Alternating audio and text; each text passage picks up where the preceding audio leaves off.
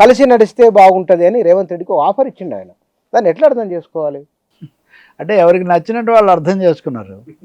మీరు తెలుగు పత్రికలు చూశారనుకోండి, తెలుగు పత్రికల్లో విమర్శనాత్మకంగా ఉన్న వాళ్ళేమో బహిరంగ వేదిక మీద రేవంత్ రెడ్డికి ప్రధానమంత్రి ఆహ్వానం, బీజేపీ కాంగ్రెస్ల కలయిక, రేవంత్ రెడ్డికి పిలిచారు అని ప్రముఖంగా ఇచ్చారు. అలాగే ఇక్కడ అంత విమర్శనాత్మకంగా లేని పత్రికలేమో కేంద్రంతో కలిసి పనిచేయమని పిలిచారని ఇచ్చారు.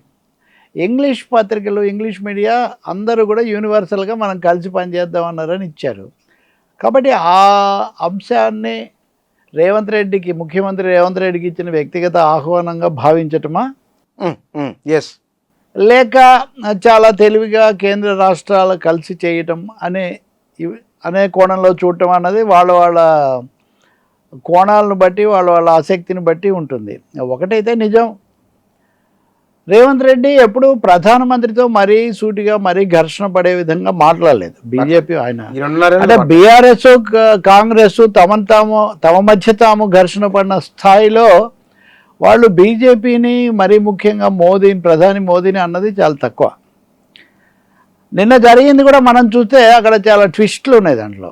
మీ వికసిత్ భారత్లో మమ్మల్ని కూడా చేర్చుకోండి, గుజరాత్కి ఇచ్చినట్టే మాకు కూడా ఇవ్వండి నిధులు. మన్మోహన్ సింగ్ ప్రధానిగా మీరు ముఖ్యమంత్రిగా ఉన్నప్పుడు గుజరాత్కు నిధులు ఎలా ఇచ్చారో మాకు అలా ఇవ్వండి అని రేవంత్ రెడ్డి అడిగారు. సో అభివృద్ధి చెందాలి అంటే మీరు మాతో కలవండి అన్నారు.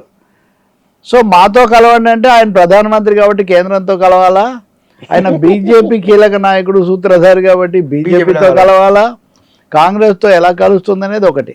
రెండవది, రాజకీయ భాగం ఎవరు వదిలిపెట్టలేరు. మోదీ మాట్లాడిందే మీరు చూస్తే కనుక మాకు అప్పుడు మన్మోహన్ సింగ్ ఇచ్చిందే మీకు ఇస్తే కనుక మీకు 10,000 కోట్లు తగ్గుతాయి, మేము ఇప్పుడు అంతకంటే కూడా చాలా ఎక్కువగా ఇస్తున్నాము అనే ఒక మాట కూడా ఆయన అన్నారు. అయినప్పటికీ చాలా కాలంగా ఊహాగానం జోరుగా సాగుతుంది. బీఆర్ఎస్ వాళ్ళు దాదాపు ఈరోజు కూడా వాళ్ళ పత్రికలో రాశారు. ఏమని అంటే బహిరంగంగా ఆహ్వానించారు, ఫెవికాల్ బంధం ఉంది, రేవంత్ రెడ్డి బండి సంజయ్ మీద కానీ ఎప్పుడూ వాళ్ళ మీద విమర్శ చేయట్లేదు అని. కాబట్టి ఆ కోణంలో చూస్తామంటే కూడా చూడొచ్చు. అయితే ఇక్కడ ఒక ఉప ప్రశ్న, సప్లిమెంటరీ క్వశ్చన్ వస్తుంది. ఒక రాష్ట్ర ముఖ్యమంత్రిగా ఉన్న రేవంత్ రెడ్డి, ఆయన ఏబీవీపీ నేపథ్యం ఉంది, తెలుగుదేశంలో ఉన్నారు, ఇవన్నీ నిజమే కావచ్చు. కానీ ఒక రాష్ట్ర ముఖ్యమంత్రిగా ఉన్న వ్యక్తి ఎలా బీజేపీలోకి వెళ్ళగలుగుతారు? ముఖ్యమంత్రి పదవి వదిలేస్తారా? లేదు ఇప్పుడు ముఖ్యమంత్రిగా ఉంటున్న 67 మంది శాసనసభ్యులు బీజేపీలోకి మారతారా?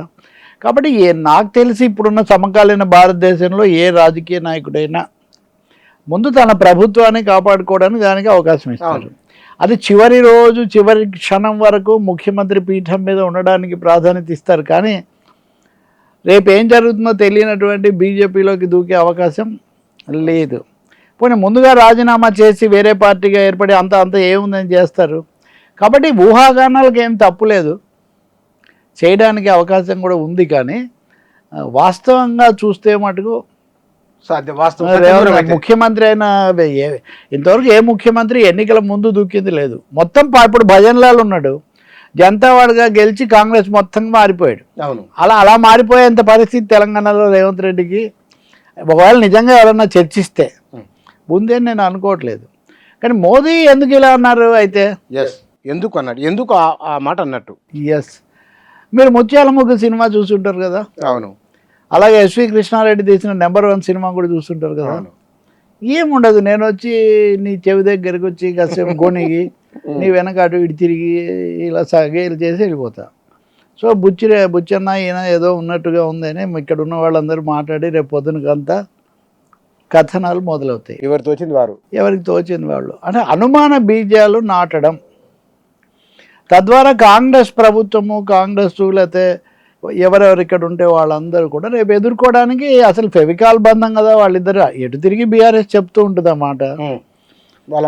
వాళ్ళు అంటూనే ఉంటారు. చూశారు కదా వేదిక మీద బహిరంగంగా మాతో కలవండి అని చెప్పారు అని వాళ్ళు అంటారు. కాబట్టి అనుమాన బీజాలు నాటడం ఇది రావుగోపాలరావు ఐడియా. ఏది ముత్యాల ముగ్గురు రావు గోపాలరావు ఐడియా. ఊరికైనా ఒక కుర్రాడు వెళ్తుంటే వాడిని ఆపేది, వాడి ఉత్తరాలు ఉన్నాయి ఇట్లా చెప్పి ఇట్లా ఆ టైప్లో. నిజంగా ఏం జరుగుతుంది అనేది ఎన్నికలు అయిన తర్వాత తేలుతుంది తప్ప ఎన్నికల ముందు ఇటువంటివి ఏవో జరుగుతాయి అని చెప్పడం చాలా అది. ఇంకొకటి రేవంత్ రెడ్డి వస్తానంటే బండి సంజయ్, కిషన్ రెడ్డి, లేకపోతే ఇప్పటివరకు కాచుకొని కూర్చుని, లేదా ఈటెల రాజేందర్ వీళ్ళందరూ రేవంత్ రెడ్డిని తీసుకొచ్చి ముఖ్యమంత్రి చేయండి మేము ఉంటామంటారా? ముఖ్యమంత్రిగా ఉన్న రేవంత్ రెడ్డి అనుబంధ పాత్రలో ఉండటానికి బీజేపీలో చేరతాడా అంటే ఈ వాదనలో లాజిక్ ఏం లేదు, ఏ విధంగా లాజిక్ లేదు. కానీ అత్యవసర పరిస్థితి వస్తే రాజకీయాల్లో ఏదైనా సంభవమే అన్నట్టుగా ఎన్నికలు జరిగితే అప్పుడు ఇదేవైతే అదైతే ఏమవుతుంది మనం చెప్పలేం. కానీ తర్వాత and last but not least దక్షిణ భారతంలో బీజేపీకి ఎదురుగాలు తప్ప పెద్ద అనుకూలత లేదని తాజాగా తమిళనాడు ఎన్నికల్లో కూడా తేలింది. అంటే సార్ ఒక మాట, మీరు తమిళనాడు ఎన్నికలు అన్నారు కాబట్టి తమిళనాడు ఎన్నికల్లో విజయ్ గెలవడానికి నరేంద్ర మోదీ సభలతో ఆయన లైట్ వింగ్లో ఉపన్యాసం ఇవ్వడానికి ఏమైనా లింక్ ఉందంటారా? సభలతో ఇక్కడ నేను హైదరాబాద్లో మాట్లాడుతూ రేవంత్ రెడ్డితో ఇట్లనడం, అక్కడ పవన్ చంద్రబాబుతో ఆయన సంభాషణలు, సీరియస్ పొలిటికల్ స్టేట్మెంట్ లేదు. అవును, వెరీ సీరియస్ స్టేట్మెంట్. ఎందుకంటే south India is different. Reservation bill delimitation వచ్చినప్పుడే దక్షిణ భారతంలో లేదు కాబట్టి దాన్ని టార్గెట్ చేశారు, సీట్లు తగ్గిస్తున్నారు అని రేవంత్ రెడ్డి ఆ వాదన ప్రధానంగా తీసుకొచ్చారు. ఇతరులు కూడా అన్నారు. అవును. ఇంకా రెండో విషయం, ఆ బిల్లు ద్వారా మహిళలను ఆకట్టుకునే ప్రయత్నం చేశారు, అది కొంత ఉపయోగపడింది అనే ఇది కూడా మనం వింటున్నాం.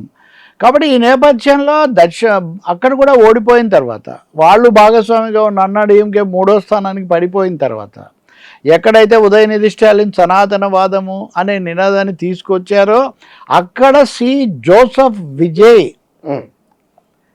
ముఖ్యమంత్రిగా ప్రమాణ స్వీకారం చేసిన తర్వాత తప్పకుండా వాళ్ళు చెప్పినటువంటి భావజాలము దక్షిణ భారతం మీద వాళ్ళు చేయాలనుకున్న జైత్రయాత్ర, దండయాత్ర అది తప్పకుండా గండిపడిందని జోసెఫ్ విజయ్ స్ట్రైక్ చేసి అంటున్నారు. జోసెఫ్ విజయ్ ఆయన దాన్ని ఏమీ చేయలేదు. ఇప్పుడు మనం తిరుమల తిరుపతి దేవస్థానం ఆ సమస్యలు వచ్చినప్పుడు కానీ ఇతరత్ర కానీ లేదు, ఇప్పుడు ఆకివీడులో రఘురామకృష్ణరాజుకు అక్కడ స్థానికంగా ఉన్న దళిత సంఘాలు, వామపక్షాలకు వాటికి జరుగుతున్నది చూస్తుంటే క్రైస్తవ అనేది అదేదో ఒక పెద్ద అంశంలాగా హైదరాబాద్లో ఇది వరకు ముస్లిం అన్నట్టు, లేదా తెలంగాణలో ముస్లిం అన్న వాదనలాగా అంటే Bandi Sanjay is on record. ఇది వరకు తెలంగాణ ముస్లిం రాష్ట్రంగా, ఆంధ్రప్రదేశ్ క్రైస్తవ రాష్ట్రంగా మారిపోయాయి అని ఆయన ఆన్ రికార్డ్. ఆ ట్వీట్ను పవన్ కళ్యాణ్ రీట్వీట్ చేశారు. అప్పుడు ఆయన అధికారంలో లేరు ఇంకా. కాబట్టి ఇలాంటి వాతావరణం ఇక్కడ ఉన్నప్పుడు, మరీ ముఖ్యంగా తమిళనాడులో అయితే కనుక న్యాయస్థానాలు కూడా ఆ మదురైకి దగ్గరగా ఉన్నటువంటి ఆ తిరుపుంజం, ఆ కొండ మీద మసీదు అవి ఉన్న చోట అనుమతి ఇవ్వడమే కాకుండా అసలు కోర్టులు కూడా అటే మొగ్గుతున్నాయని విమర్శలు. అటువంటి చోట 3 మతాల చిహ్నాలు ప్రదర్శించి నా పేరు ఇది, నేను ఏమాత్రం మార్చుకోవట్లేదు అని చెప్పిన జోసెఫ్ విజయ్ ముఖ్యమంత్రి కావడంలో ఉన్న సాంస్కృతిక కల్చరల్ మెసేజ్, భారతదేశం యొక్క వైవిధ్యాన్ని సూచించేదాన్ని మనం కాదనలేం కదా. కాబట్టి మోదీ వెంటనే హైదరాబాద్ రావడం యాదృచ్ఛికం కాదు. His first destination after 5 states verdict is Hyderabad. కాబట్టి ఖచ్చితంగా దక్షిణాదిలో మాకు ఉంది, తెలంగాణ మాకు వస్తుంది. ఒకటి తెలంగాణ, వాళ్ళకి ఏమన్నా కొద్ది గొప్ప ఆచున్న రాష్ట్రాల్లో తెలంగాణ, కర్ణాటక. సో తెలంగాణలో మాకు ఆశ ఉంది అని చెప్పడానికి, రెండోది మేము గేమ్ ఆపలేదు అని చెప్పడానికి ఆయన ఇక్కడ తెలంగాణ ఏది సాధ్యమవుతుందా అంటే మోదీ నిన్న మాట్లాడిన తీరు అవన్నీ చూస్తే ఒకటి నెక్స్ట్ మేము తెలంగాణకే వస్తామని ఆయన ప్రకటించారు. అది మొదటిది.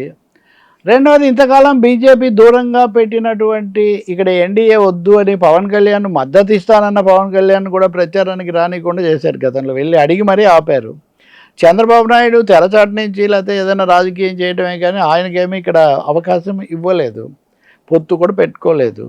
మరి వాళ్ళను ఇక్కడ కలుసుకోవడం, ఆంధ్రప్రదేశ్ ముఖ్యమంత్రిని, ఉప ముఖ్యమంత్రిని హైదరాబాద్లో కలుసుకోవడంలో సంకేతాలు ఏమీ లేవా?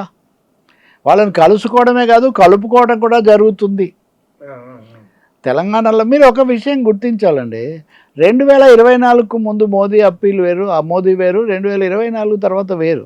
ఓకే. 2024లోనే ఆయనకు ఒంటరిగా మెజార్టీ రాలేదు, అవును, అందరి మీద ఆధారపడ్డారు. ఆధారపడ్డారు. ఆ తర్వాత సర్ర వచ్చింది, ఓట్ల తొలగింపు వచ్చింది, ఎన్నికల సంఘాన్ని సుప్రీంకోర్టులో సవాల్ చేయడం జరిగింది. అందరూ రాజకీయ పక్షాలతో పొత్తు పెట్టుకుంటే బీజేపీ ఎన్నికల సంఘంతో పొత్తు పెట్టుకుంది. కాబట్టి బీహార్, హర్యానా ఇలా వరుసగా ఒక రాష్ట్రం తర్వాత ఒక రాష్ట్రం మహారాష్ట్ర మొదటి వచ్చిన అంచనాలు వేరు, తర్వాత ఫలితాలు వేరు. కాబట్టి ఈ క్రమంలో తెలంగాణలో కూడా మోదీ రావడానికి ముందే సర్ వచ్చిందని కూడా మనం గుర్తుపెట్టుకోవాలి. ఓకే. సర్ కూడా మొదలైంది, సర్ ప్రక్రియ కదా. కాబట్టి బహుముఖ సామధాన భేద దండోపాయాలన్నీ కూడా ప్రయోగించబడబోతున్నాయి. దానికోసం అవసరమైతే చంద్రబాబు నాయుడు, పవన్ కళ్యాణ్కి ఇక్కడ సామాజిక మామూలు సినిమా అభిమానులు ఉన్నారు, సామాజిక వర్గం కూడా ఆయన బలపరిచే వాళ్ళు, కోరేవాళ్ళు ఉన్నారు. ఖచ్చితంగా చంద్రబాబు లేదా తెలుగుదేశానికి ఉన్న కొంత ఓటింగ్ ఏదైతే అది మొన్న ఎన్నికల్లో బీఆర్ఎస్కి వ్యతిరేకంగా రేవంత్ రెడ్డికి పడింది.